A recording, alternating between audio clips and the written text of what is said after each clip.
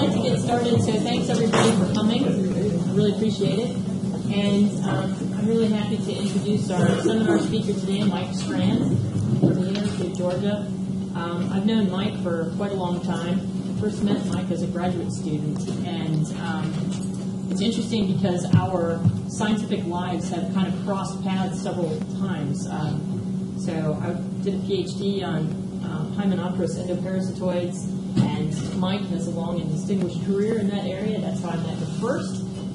And he has, in his career, made important contributions also to mosquito response to vector-borne pathogens at the level of the immune system. And of course, now we can talk about that too. So it's really interesting to know somebody who crosses both of these worlds and does it exceptionally well. So Mike did his PhD at Texas A&M with Brad Benson, and then went on to Clemson University, Department of Entomology. That was his first faculty appointment, and he was there, I think, for not a very long period of time before he went to the University of Wisconsin Department of Entomology, where he was for about 14 years. And he has been at the University of Georgia Department of Entomology and Center for Tropical Stuff. There you go. Yeah, it's one of those tropical disease conglomerate centers. They all have so many different names. But he has been at Georgia in entomology as his primary appointment since 2001. And in 2006, he was named Distinguished Research Professor. And in 2012, he was named a Regents Professor. I don't know if there's anything above that, but he's got a really good trajectory for whatever is next because of this really wonderful work that he's done. He just had a really cool paper in PNAS as well, so I think you'll find his seminar today really interesting on the microbiota in mosquitoes and how this influences their development. So, thanks Mike. A lot, Shirley. So to start with, I really appreciate being able to visit you guys. I gave a seminar in entomology, and I was trying to remember when it was. It was something about 15 years ago, I think. I didn't look it up, but I should have. And I haven't had an opportunity to be back in Davis since that time. So a lot's changed. Your campus has really grown. I was also really happy that I was able to bring a little bit of rain yesterday. I was joking with Shirley that I have a penchant for bringing rain to places that both need it and don't. And the only thing I can say is I leave tomorrow, so I'm a bit worried about the downstream. I don't seem to have much residual activity on the rain front, but I was glad to see there was at least a dribble. It even rained in Los Angeles when I landed there. What I'm going to do today is talk about what's the title slides here. And I just wanted to very briefly introduce what Shirley already said, which is things that I've in some way been affiliated with in the literature largely falls into two categories. Studies broadly related to parasite-host interactions, and secondarily studies related to insect microbial interactions.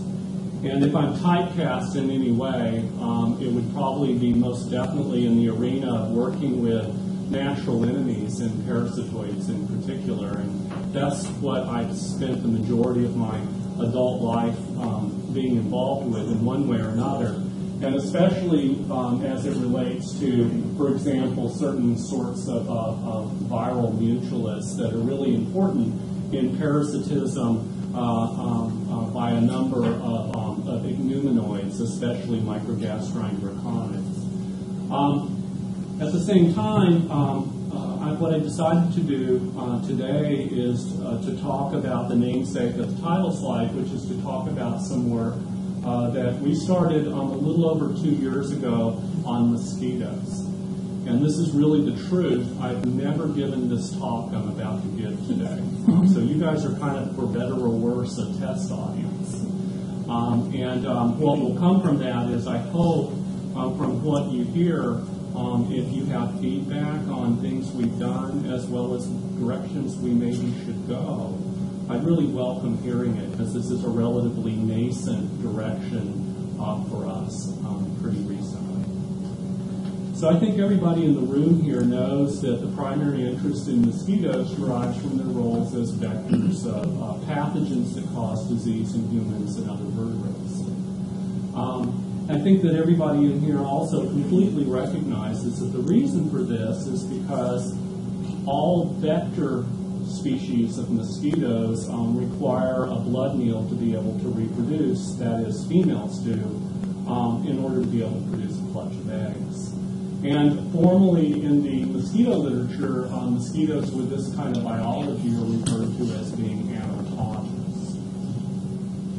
So if you were to take my kind of the way that I ended up working some on mosquitoes was in the vein of initially, about 6 years ago, I got involved in a collaborative project with a longtime faculty member in my home department by the name of Mark Brown, who's largely built a career around studying physiological processes that underlie the maturation of eggs by vector species of mosquitoes following acquisition of a blood meal. And the way that I segued into this work was in regard to trying to understand some of the upstream processes that initiate the cascade of events that ultimately lead to the formation of mature eggs that a female mosquito would lay. And this is summarized. Is there a little pointer, or can I just use a finger? I guess I'll use a finger. Is summarized on this, what is a sagittal section of a mosquito, actually overlaid onto an old pen and ink drawing. And you can make out some elements here that I'm going to refer to. What I think I meaningfully contributed to, and other members in collaboration with Mark, is really in the most upstream events that occur in mosquitoes following consumption of a blood meal. And what's important in this regard is that what blood feeding does is it triggers the release of 2 neurohormones from the brain of a mosquito that's going to drive an array of events that are going to lead to this formation of mature eggs. And these 2 neurohormones, there's a hormone called ovary dihydrogenase hormone, which you can well imagine nobody wants to say repeatedly, so it's just OEH. And this was something that Mark discovered in the late 1990s. And the other driver of this process are a series of insulin-like peptides, close relatives of human insulin, that are referred to in the insect literature as ILPs. And both of these hormones, once released from the brain of a mosquito, which is triggered by the consumption of that blood meal, cause the ovaries of the mosquito to produce ecdysone. And this production of ecdysone by mosquito ovaries was known back into the 1970s. It was really work, for example, like Henry Hagedorn and other people were involved with during that period. So that was something that's been a feature known about mosquito biology for a very long time. It's also been known for a very long time that what ecdysone does once it's released from ovaries of a blood-fed mosquito is it stimulates the fat body to produce several different types of yolk proteins, especially vitellogenin, just like in a lot of insects. What we've elaborated on a little bit is that there is some differential function between OEHs and ILPs. One, on the first count, both of them stimulate ecdysteroid biosynthesis, but OEH is really important in driving the uptake of yolk by primary follicles to package it to produce a mature egg. And ILPs, in contrast, stimulate blood meal digestion, that is, the actual digestion of a blood meal to acquire the nutrients to produce yolk proteins is significantly mediated by certain ILP family members. And it also turns out that ILPs from insects are strongly mitogenic, that is, they promote cell division. And this is relevant to the immune system that I'm actually not going to talk a whit about downstream at this point. Okay. So one of the things that we built more of a story around was characterizing much more carefully what it is and how it is that ILPs, in a molecular sense, mediate what I just said physiologically they do. And what it amounts to is that insulin-like peptides and the cascade of signaling events that they mediate are quite conserved between mammals, arthropods, and a diversity of other insects. What we did is we really generated, I think, pretty good data indicating that the actual ligands for the insulin receptor in mosquitoes has a very high affinity for binding certain ILP family members like ILP3. A lot of people work with vertebrate insulins and doing experiments like this, but the affinity of this receptor for vertebrate insulins is not that good. And so that was one of the major things that we contributed, and we've also elaborated on the downstream signaling events that have to be activated in order to mediate glycine biosynthesis. A real weakness in what we had done for several years until very, very recently was in regard to the mode of action of OEH. And Shirley just mentioned this just a second ago because a paper that came out a couple of days ago from some stuff that we've been slaving away on for several years is trying to identify how OEH works. So we know what it physiologically does, but how it did it wasn't so clear. It belongs to a group of hormones that are called neuroparsins. Nobody outside of about half a dozen people on the planet know a damn thing about neuroparsins. But it's a group of hormones that are associated with arthropods with kind of fuzzy functions outside of OEH, whose functions were very well defined a long time ago. Because of their restriction to, that is so awesome, thank you. Because of their restriction to arthropods and a variety of other reasons, the putative receptor through which these entities work has been unknown in the literature. And in this paper that Shirley mentioned a second ago, the essence of it was we deorganized it. We figured out what the receptor was. And the receptor is another type of molecule, a receptor tyrosine kinase, which the insulin receptor itself is. And there were three, I think, novel findings in this paper, besides identifying what the OEH receptor was. The first is that this OEH receptor is really a bit unusual because it contains a funny domain which you can't read. It's called a venous flytrap domain, which previously weren't really known to be associated with RTKs. That matters to people who study RTKs. It matters to virtually nobody in the Department of Entomology. The second thing that might matter a little bit to people in the Department of Entomology is that the way that we identified this receptor was largely driven by a phylogenetic approach. And that's because we knew that neuroparsins had been lost in certain lineages of holometabolous insects, especially the melanogaster subgroup. And this is a really beautiful example, I think, of being able to use a phylogenetic strategy for a hardcore molecular problem that has a functional meaning, it's functionally significant. So that, I think, was a little bit valuable.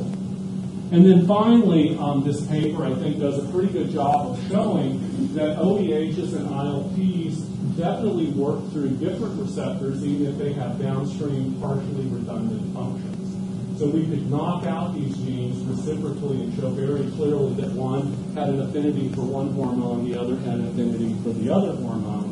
And we were also able to show, which I'm not even going to bother to go into, that OEH only binds to a dimerized form of this OEH receptor, which is kind of an important question for people who work on RTK ligand interactions. So that's what this paper said. And then the final point that it said is that one of the intriguing things about OEH is they have these partially redundant functions with insulins. And part of the reason they do is because they bind completely different receptors, but OEH activates large portions of the insulin signaling cascade. And so through looking at some of those downstream components that we already knew about in the way of insulin signaling, we were able to show in this paper, in this study, that OEH is intersecting into the same pathway. The reason I'm telling you all this stuff is it was a roughly 10-minute introduction for everything else I'm going to say.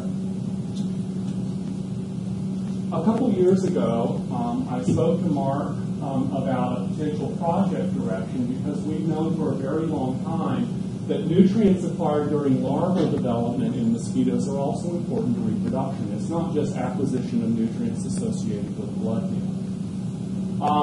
And the reason that this was of interest to me was because we know from studies of many different insects that a variety of microbial symbionts associated with the digestive system or that are obligate vertically transmitted symbionts play important nutritive functions. And I just kind of hypothetically posited to Mark that maybe this is something we should be looking at as to what role, if any, microorganisms are playing in nutrient acquisition during the larval stage in mosquitoes, and potentially what role they might be playing in use of a blood meal.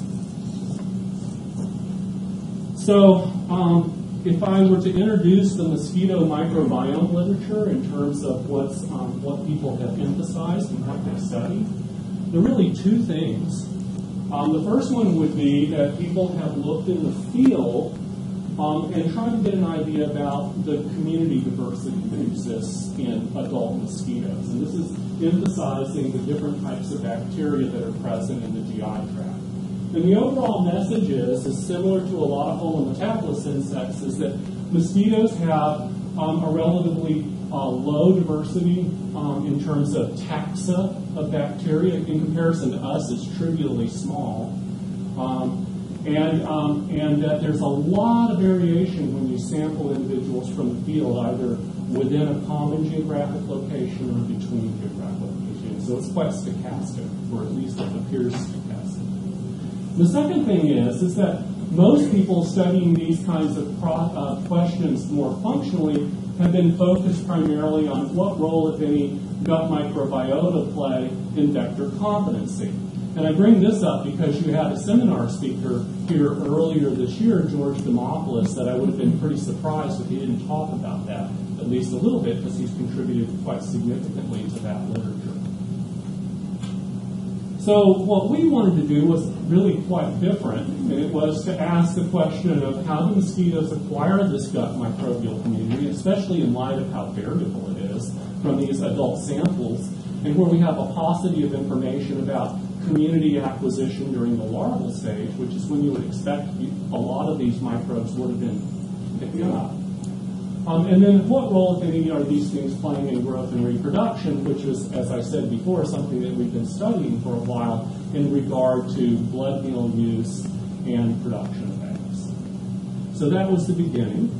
And the way that we decided conceptually to approach this to start with was, well, there's a lot of diversity in the field. Maybe the way we'd like to start is by trying to smooth out that diversity as much as we possibly can, which was the don't go to the field initially.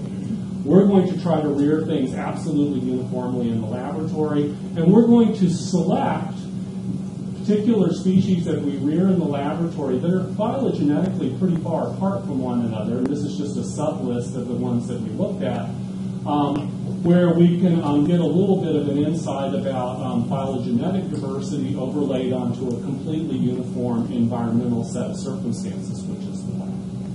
We did that. And this is nothing more than a big 16S ribosomal RNA chirosequencing exercise, which when these studies were initiated, you could 454 sequence something, but you can't now because there's no 454 platform.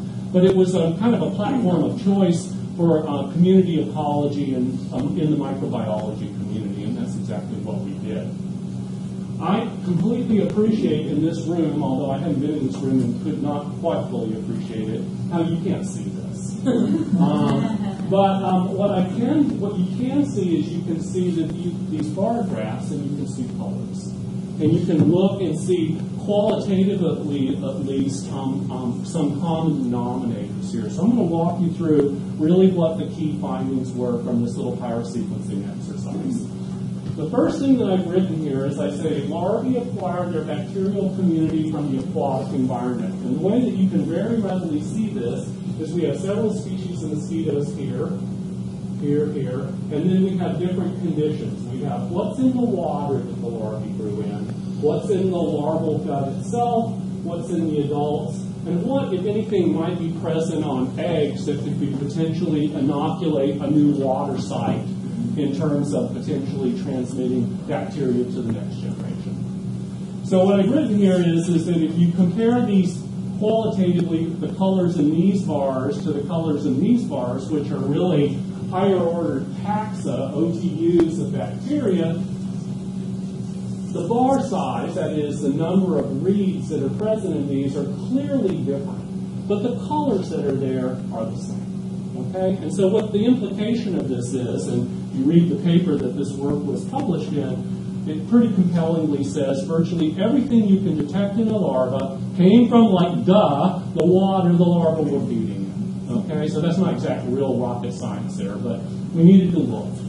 The second thing that we found is that most community members and adults are acquired from larvae. And that's because we did a series of experiments that were really pretty careful. And what we were looking for is what proportion of what ends up in a newly emerged adult mosquito actually was transfatally acquired post-pupation.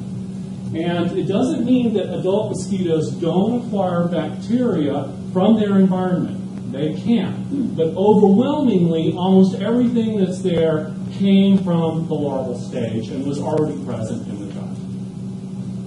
Third, bacterial community composition changes during development and with activities that are somewhat idiosyncratic, like blood feeding. So changing the kind of dietary environment of that midgut is going to have a really profound effect.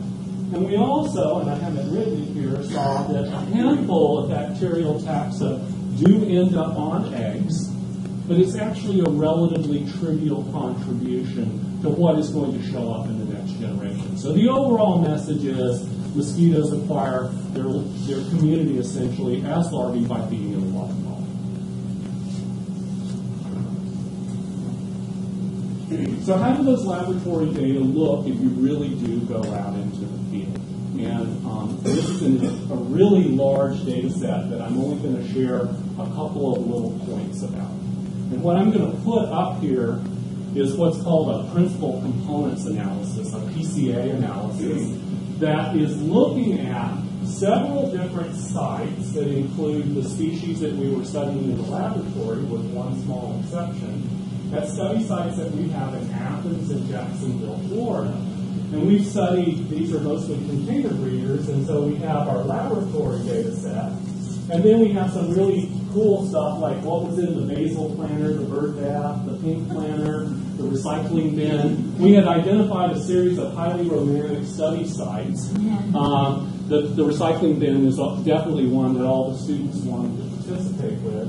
And we simply could sample those in a statistically valid way over seasons and look at what's in the water, what's changing, and what do these different communities look like.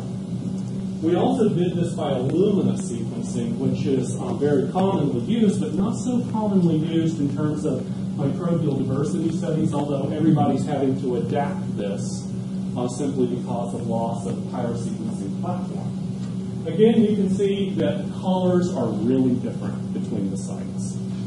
So this simply underscores what people had already known, but what's really interesting about it is if you were to plot, because several mosquito species can coexist in the recycling bin, is what's the major determinant of variation in terms of gut community in different species of mosquitoes relative to site, and it's primarily site. There is some subtle phylogenetic signatures here that are actually quite important that I'm not going to talk about.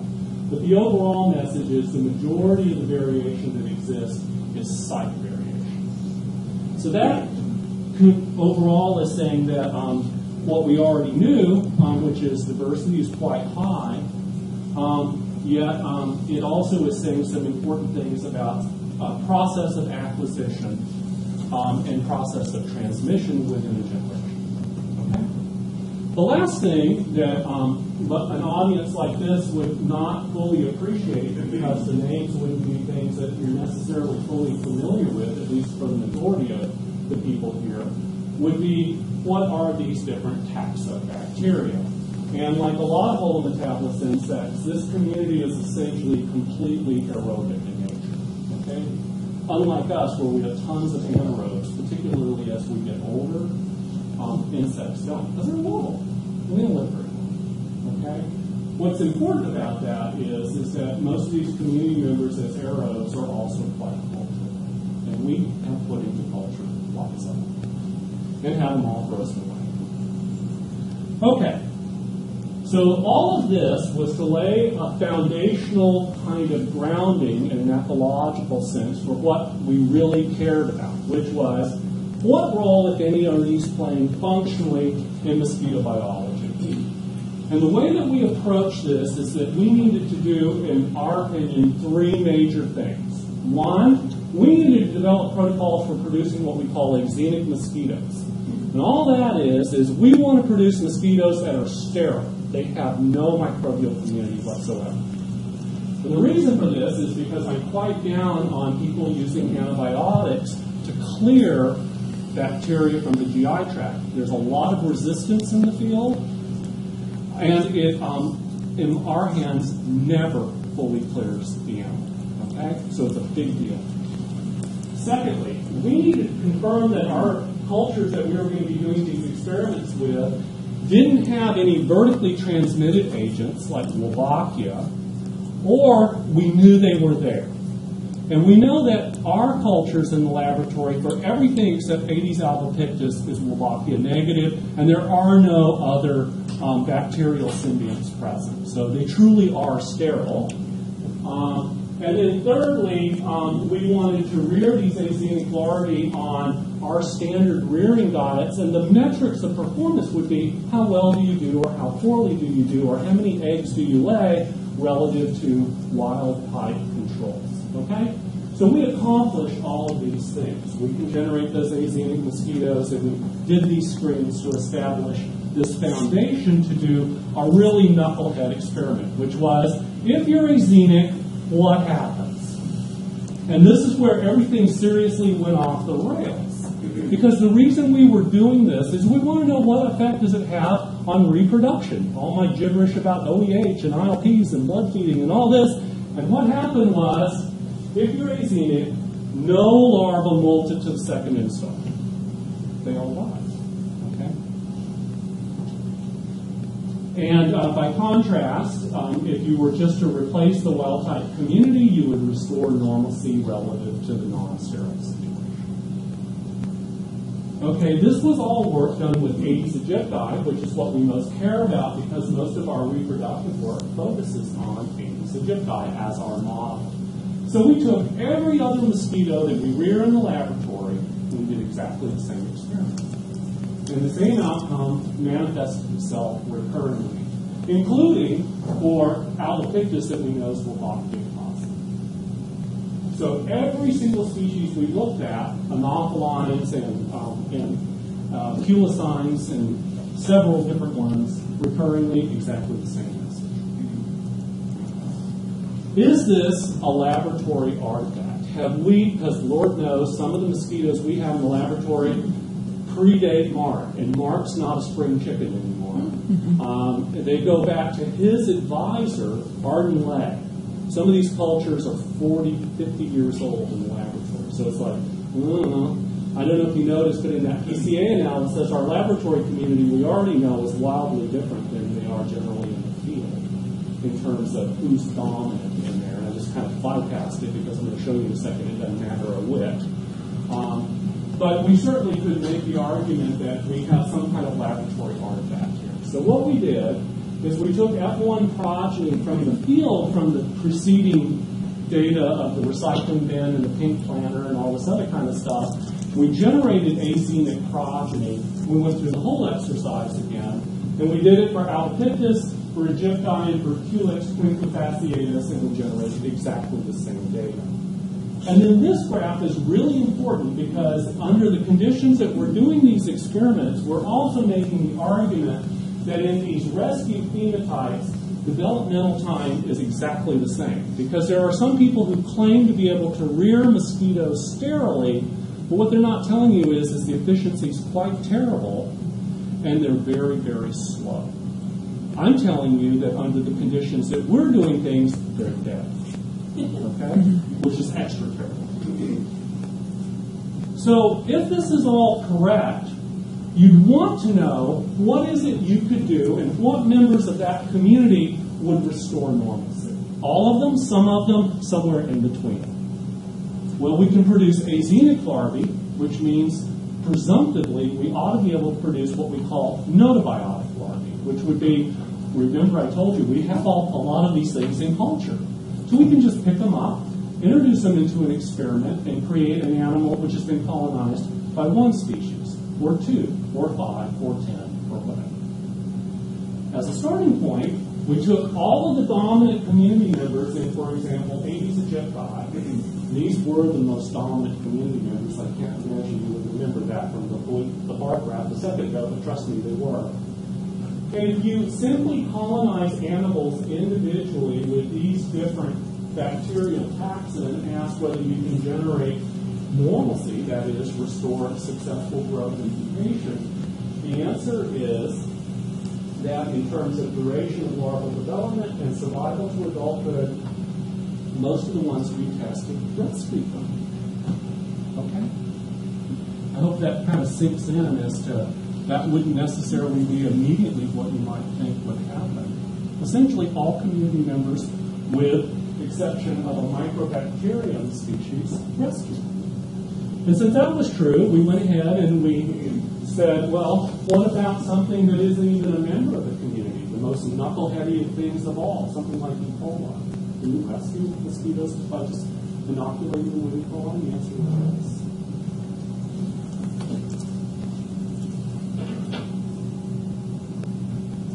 Are they really gnotobiotic first?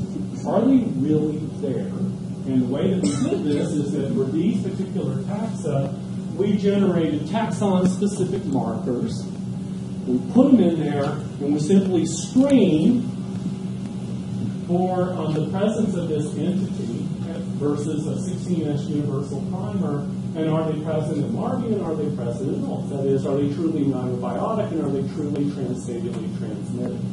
And what you can see from this is, yes, yes, yes, yes, yes, yes. If you get a microbacterium, you can culture it, but if you try to identify any microbacterium in larvae that have been inoculated only with it, you can't pick up an antibiotic. So that would argue that the reason microbacterium failed is it failed to colonize, whereas with the others, they successfully colonized. And then finally, if this is correct with what I said about microbacterium, if we go back and we revisit E. coli, is E. coli a robust rescuer of Aedes aegypti, or does it just recapitulate everything I just told you about all species being seemingly dependent upon the same scenario? And the answer was, we looked at everything in the laboratory, and E. coli rescued all.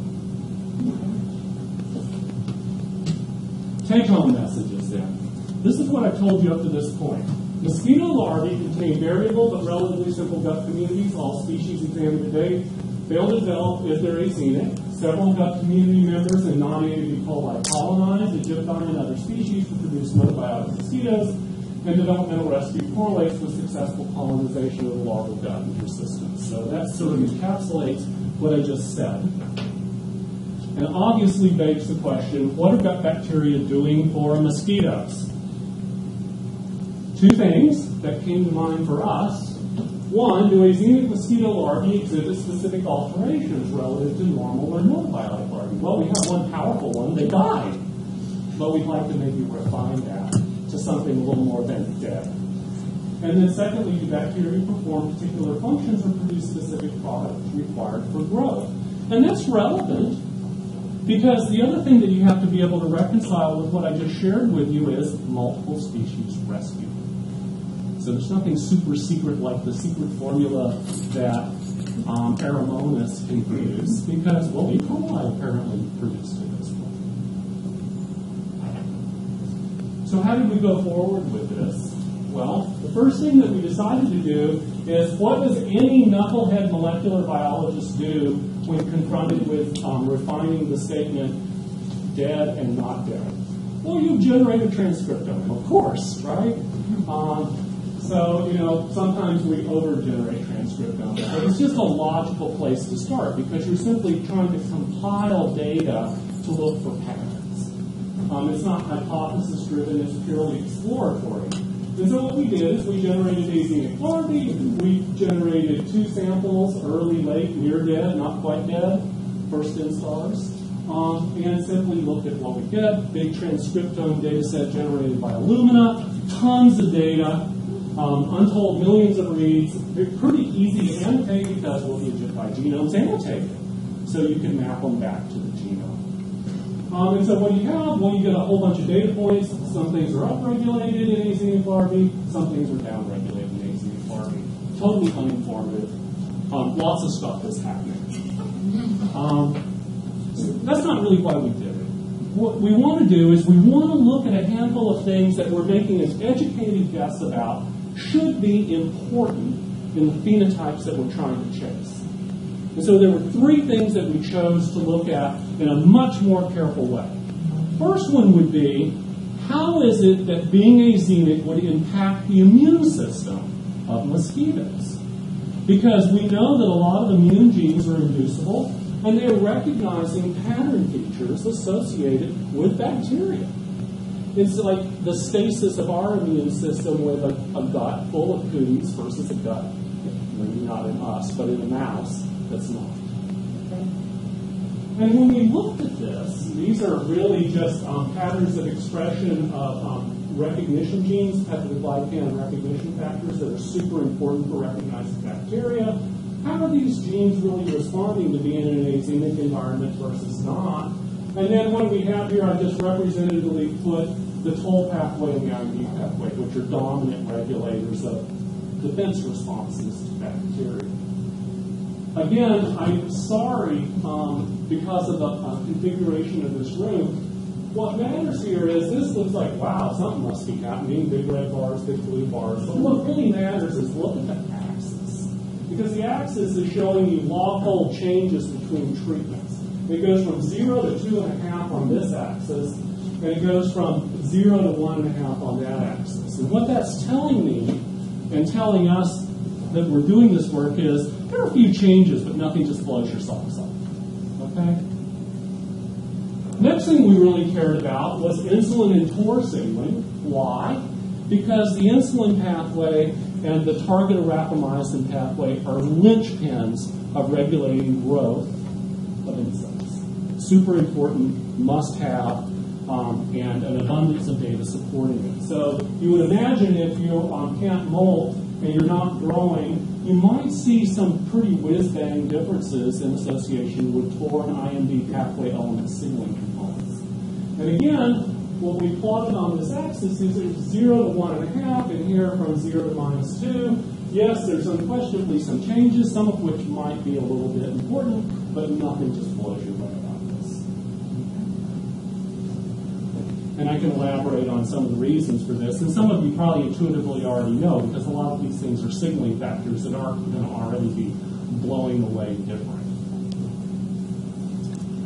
You see a very, very different thing, though, if you look at the third factor that we were really interested in, which was all of the different proteases that we know to be transcribed in the mosquito gut in association with digestion. And if you look at what I've done is I've taken these fold changes and have simply just turned this on its side. And what this is going to is from like -20 to +5. And these are down-regulated factors in a azenic environment. And what the scatter plot can show you is that at 6 hours as well as at 30 hours, we have a real bias toward a lot of digestive genes that are just not being transcribed in an azenic environment. And again, that's not super surprising, but what we were really attracted to by this was trying to think back to old-timey mosquito physiology. And I kind of came across this unbeknownst to Mark, which is people have known for a very long time that similar to Lepidoptera, mosquito larvae have a very alkaline midgut in excess of pH 11. It's actually the highest that's ever been reported in Aedes aegypti. And people also know what are some key regulators of pH in the guts of mosquitoes. It really comes down to two major components. A certain type of proton pump, they're called BATPases, and a family of enzymes that are called carbonic anhydrases. And this is universally true for not just insects, but for eukaryotes more generally. So this has been studied fairly carefully by people, mainly at a laboratory in Florida in the early to mid-2000s. And what they've shown compellingly is these two factors are super important in terms of regulating gut pH. And what they didn't do is all of their studies, of course, contained tons of bacteria because nobody was thinking about that kind of stuff at that time. So what we did is we took, there are actually in the annotated Egypti genome 5 carbonic anhydrase genes, which people at the time that this work was done didn't know because there was no genome. I'm just showing you one of these.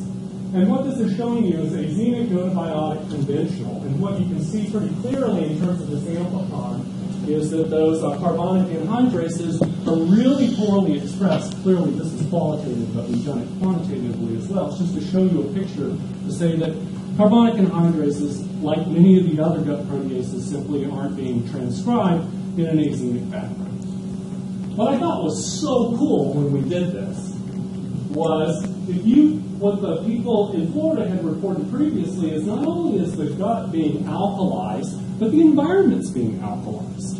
Because they poop, and they're pooping out this high pH mid-gut stuff into the medium. And so we just put a pH indicator just to make a pretty picture as opposed to putting a pH meter in it. And what you can see from this is these indicators are telling you that the environment in an axenic environment is much more acidic and much more basic using thymol blue or crescel red, which are real common pH indicators. And if you look at larvae and use the same indicators, it tells you the same thing, that in a gnotobiotic background, that it's strongly alkaline, and it's not if it's axenic. Okay, so what would this mean for something like digestion? Well, a lot of those enzymes are optimized to function in an alkaline environment. So what we did is we took advantage of the fact that a drug called methazolamide is a very potent carbonic anhydrase inhibitor of eukaryotes, but not of bacteria. Also, by the way, carbonic anhydrase is an essential gene in bacteria, and it's fatal if they have no carbonic anhydrase, single copy.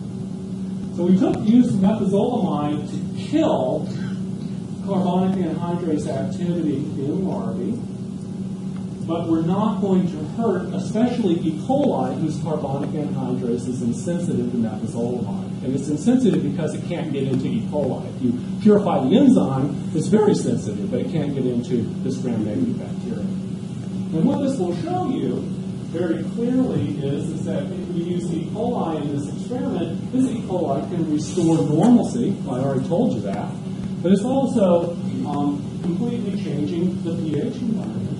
It is also changing gut protease activity. So we're simply just using a fluorescent marker. It's kind of like a thread assay of taking casein loaded up with a chromophore and then put it in the gut and just see if this doesn't matter which protease it is it digesting anything or not, and producing this really strong signal versus albedo here, and these larvae are also going to be albedo.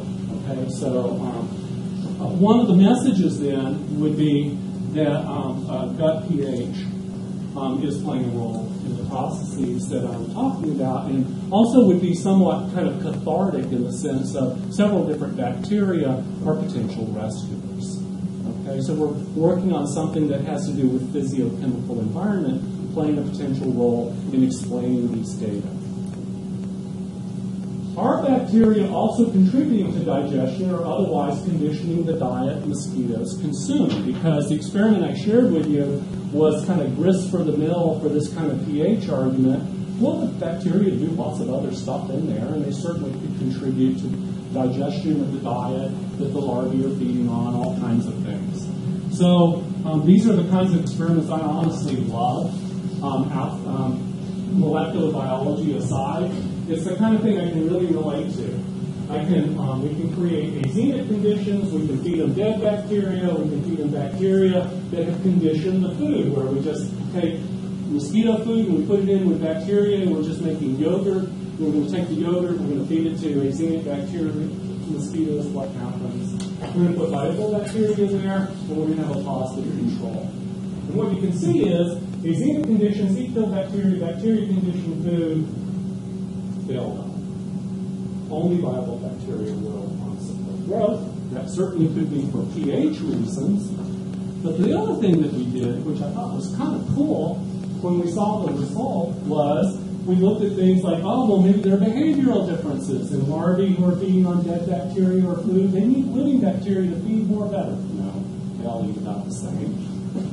And then finally, living bacteria must persist for larvae to develop into adults. And this was what we referred to as our, for anybody who knows anything about cars, it was the alternator versus battery hypothesis. Do you really need sustained exposure to these bacteria to work, or can you literally pull the plug later in development and just stop everything? And the reason that we were able to pull this off is because we could use E. coli, and we had something like an ampicillin-resistant or an ampicillin-susceptible gnotobiotic background where nobody could confuse outcome, and we could really clear them in a convincing way. And what you can see from this is if you do that, even deep into the third insert, you just stop everything as soon as you throw those bacteria out of it. Anyway, the overall message was, we came to the conclusion that alkalinity isn't solely what's going on here. It's partly what's going on. It slows things down, undoubtedly. It doesn't explain bringing everything fully dead in its tracks.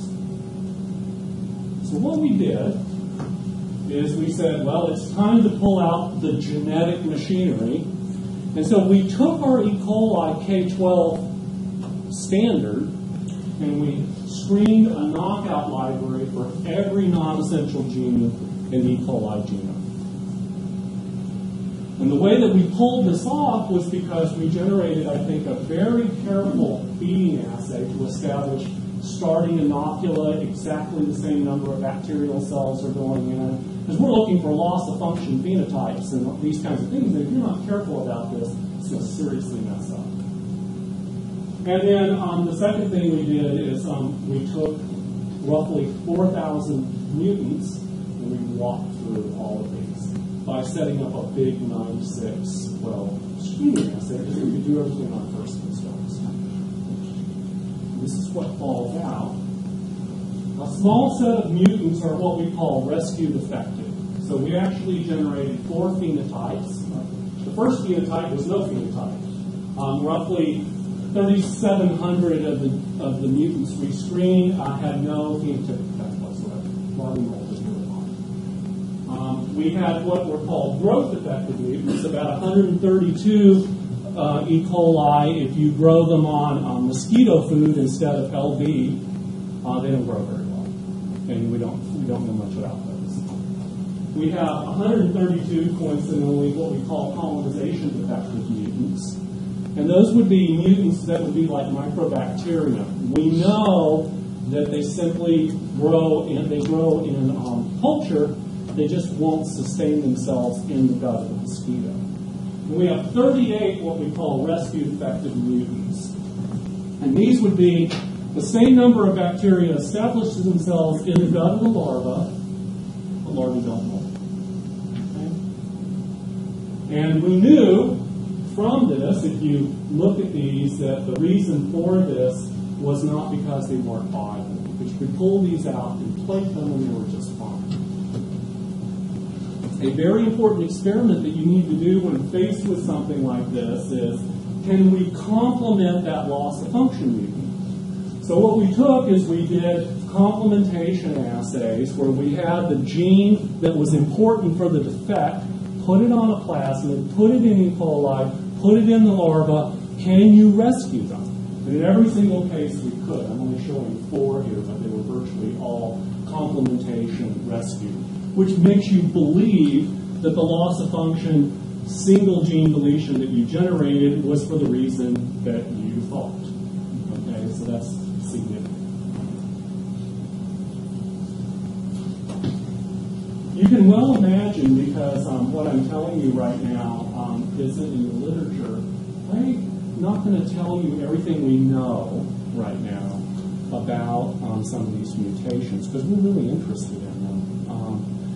But what I can say that I think is kind of cool is we could take all these mutations and we could say something about, well, do they cluster? Is there any kind of common denominators here? Is there anything interesting, or is it just kind of like a scattergun across the E. coli genome and lots of different processes? Odd genes just show up everywhere, and that'd be really depressing. So what we found instead is about half of our rescue-defective mutants are related to a particular pathway, which is referred to as the pyruvate dehydrogenase complex. When I was taking biochemistry as an undergraduate about 10 million years ago, I cried over stuff like this because we always had to just memorize pathways and stuff. And I hate this metabolic stuff, actually, except now I like it. But at the time, I really hated it. And I think anybody who's had to memorize the TCA cycle or something like that is just, I can't stand that sort of stuff. But what's important about this is a really significantly kind of linchpin pathway in going in a lot of different directions. It's really important for a lot of vitamin biosynthesis and isoprenoid making of isoprene-related molecules. It's also very, very important in feeding into a diversity of metabolic pathways. And what I thought was most intriguing about it was a lot of our defects would result in high accumulation of a lot of intermediates, mainly things like acetate, butyrates, carbon dioxide, things like that. So what we did is we started looking at whether we could functionally complement some of these mutations. I'm going to show you exactly one. I took a mutation here, which is ACE, and that's because it's literally one of the subunits of pyruvate dehydrogenase. And so what we did is we screened through some of these potential metabolites that might be misaccumulating, and which people know could play potentially important signaling functions in a variety of different ways. Did a series of experiments, and what this is showing you is that if you supplement the whole experiment with, by just putting butyrate alone or wild-type bacteria, butyrate does absolutely nothing. Wild-type bacteria, well, they already do something. Wild-type with butyrate, fine. And then if you take AC and butyrate and put them together, butyrate partially rescues the mutation. I also, with people walking out of the room, I sincerely apologize because I didn't know we stopped at 12. We're fine for the room, but they have to go to a field trip.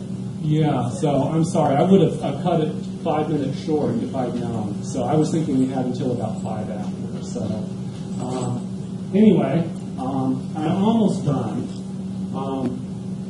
The last thing that we did is we looked at, so what we have is we have evidence that butyrate is part of the equation as a signaling factor in this rescue restoration.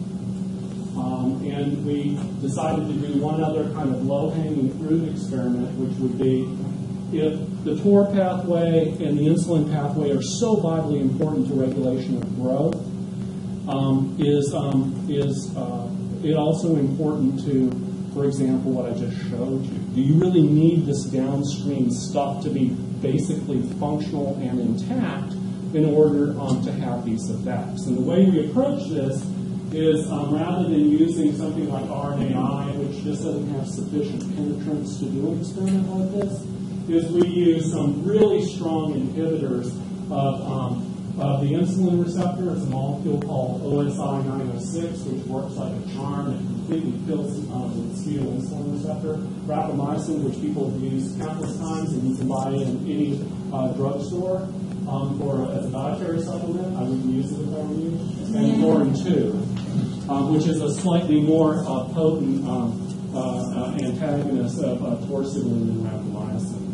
And what it's really showing you is that if you kill these pathways, the rescue phenotype is completely gets shut down. So what we have then is the following kind of picture. Mosquito larvae acquire a gut bacterial community from the environment that strongly influences growth. And what you can see from what I've shared with you is bacteria influence growth, I think, at least in two ways. Alter the gut pH environment, which affects digestion. So we saw that pretty clearly, and I thought that intuitively made a lot of sense, even though people haven't reported that in the literature. And then secondly, other bacterial genes are also required for developmental rescue, and these effects are TOR, insulin signaling pathway dependent. We have one candidate factor serving as a signaling molecule, and what you would have in that regard, I think, could fall in two different directions, and we don't know the answer to these. One possibility would be that these products like butyrate could function in bacterial mosquito signaling. That is, butyrate as a signaling factor is actually acting on gut. And there's precedent to believe that that's entirely possible because some of these kinds of molecules have been suggested to play roles in vertebrate microbiota interactions as well. But the other possibility is that these kinds of molecules also function as signaling factors with bacteria. So it certainly could work in the route of bacteria acting on processes in bacteria which cycle back and act on them. We don't know which of these is right now. You can imagine it's actually quite a difficult problem experimentally. But that's pretty much what I wanted to share with you today. Hopefully it kind of gives you a slightly different appreciation for larval growth and a slightly different appreciation for the role of the microbiome in regulating some of these processes in insects like mosquitoes. Last thing, I just wanted to highlight a couple things, and that was that the people who really deserve to be called out in terms of their contributions to what I said is a graduate student named Karen Kuhn and a postdoc named Kevin Vogel. Several other people have helped with this, but their contributions are really, really large. And of course, my collaboration with Mark has been really quite productive, and it's been a lot of fun. And these are, as the cliche goes, enablers.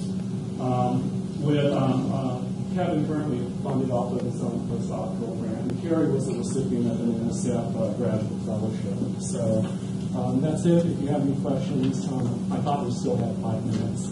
Please ask me.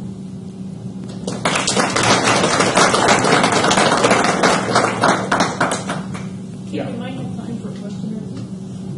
Just a quick one. Thank you.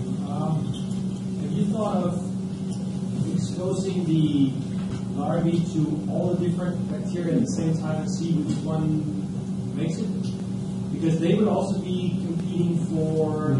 So you talk about E. coli. In terms of community composition. Exactly. Because the E. coli may not play a role and may not be adapted to that. So we have some experiments going on this currently because for some of you in the room, I think you can appreciate that there's some really interesting community ecology questions to be asked here, especially when it comes to patterns of colonization, dynamics of interaction in terms of who becomes dominant, who becomes rare, who fails to colonize. And we are doing some experiments along those lines, trying to put them in more sort of classic community ecology vernacular, which is really difficult in the vertebrate literature because there are too many taxa. The community's too complicated. Our community is relatively less complicated and really affords itself experimentally to some things that are otherwise difficult to do. So yes. Yeah. Just want to clarify, you determined that alkaline water environment is necessary for the problem? I think what we showed is that alkalization of the aquatic environment is a consequence of alkalization of the environment. It's just a consequence of It undoubtedly could have effects on the nature of the community that's growing in there. That's a great question unto itself. No, that's a wonderful thing. We don't know anything about it, but what we do know, which is kind of cool, is we have these sampling data, from things like the rubbish bin and stuff like that. We watch the community change over the growing season. And so if, in fact, larvae producing multiple generations in a restricted breeding site like that, it's perfectly reasonable to think that rather than bacteria solely impact mosquitoes, these and other macroinvertebrates are potentially changing the physical environment to affect the microbial community. And I think that's a cool question to ask. We just don't have any data for it. So I think probably we should break so that Mike can have lunch with the students.